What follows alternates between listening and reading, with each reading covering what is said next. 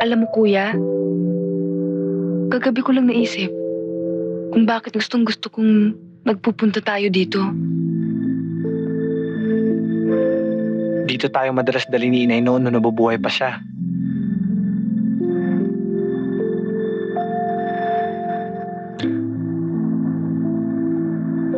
Para na rin, para pa rin andito siya hanggang ngayon.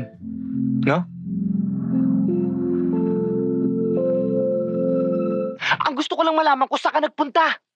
Hinanap ko ang ama natin. Ilang ulit ko bang sasabihin sa'yo na para sa akin matagal na siyang patay? Iniwan niya na tayo! Kinalimutan niya na tayo! Hindi mo ba mailagay yan sa isip mo? Hindi kuya, dahil ayokong tanggapin. Ayokong maniwalang nakalimutan niya tayo. Hindi niya lang alam kung nasaan tayo eh. Baka nga siya rin hinahanap tayo. Hindi natin siya kailangan, Cindy! Nasasabi mo yan dahil nakilala mo siya. Nakita mo siya. Ako hindi. Hindi ko siya nakita maski kailan. Gusto ko lang malaman kung anong itsura niya. Kung sino siya.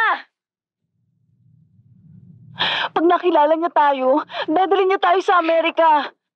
Maganda ang buhay doon. Hindi na tayo maghihirap, kuya. Cindy, tigilan mo ng pangangarap. Kahit makita mo siya, hindi ka na niya tatanggapin. Mga anak na tayo. Walang magulang na hindi tatanggap sa mga anak. Ayoko na makapagtalo. Ayoko na. Basta magmula ngayon, tigilan mo na yung pagharap sa kanya, Cindy. Tigilan mo na!